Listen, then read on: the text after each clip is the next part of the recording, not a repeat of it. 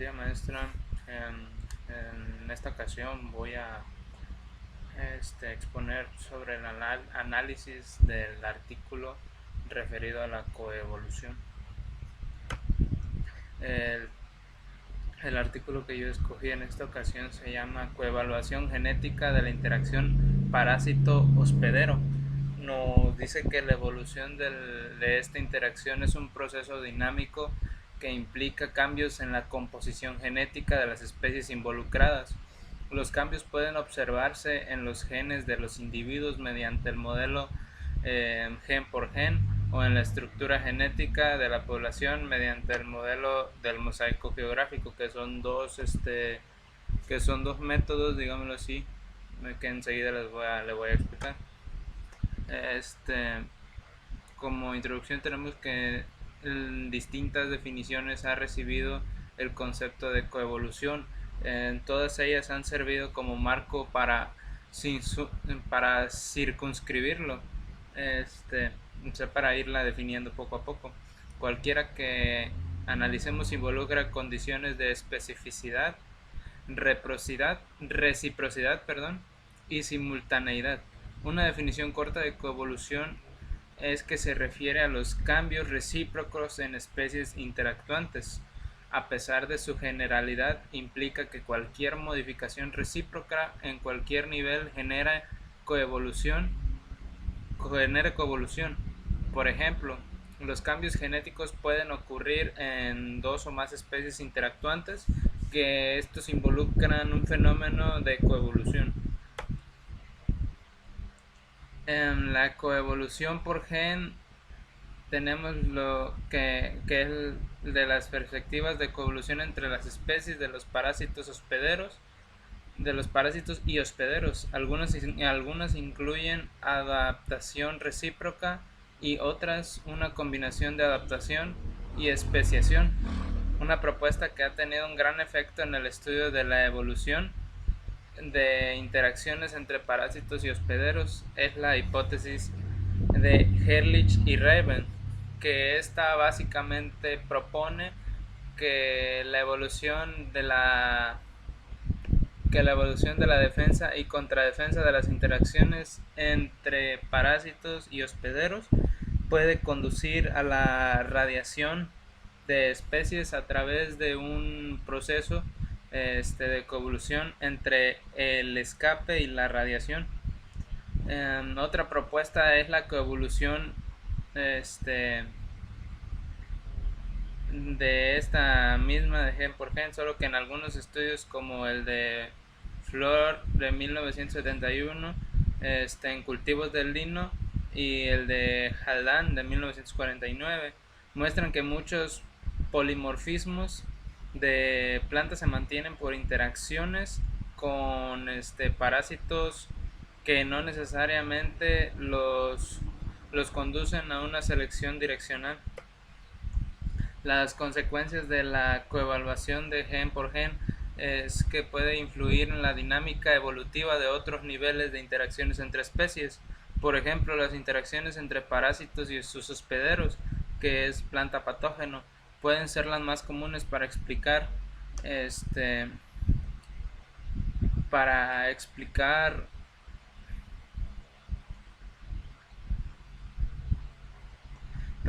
procesos de coevolución gen por gen. Se ha observado que las plantas cultivadas han logrado contrarrestar la virulencia de algunos parásitos mediante genes simples de resistencia, lo cual puede verse como una consecuencia práctica de las interacciones gen por gen.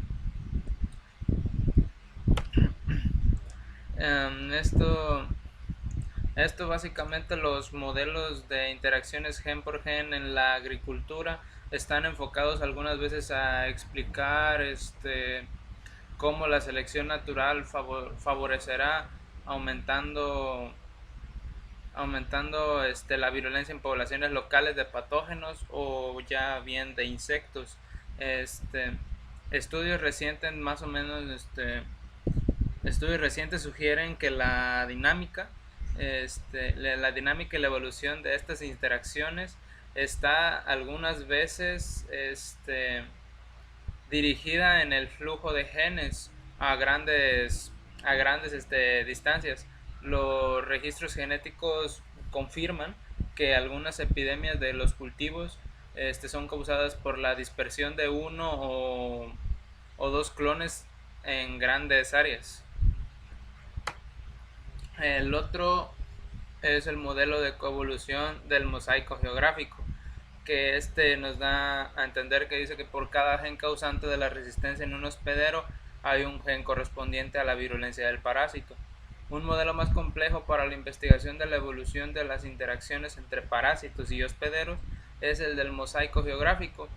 A diferencia del modelo de la coevolución gen por gen, el del mosaico geográfico sugiere un proceso de coevolución mucho más dinámico, basado en interacciones recíprocas entre poblaciones locales.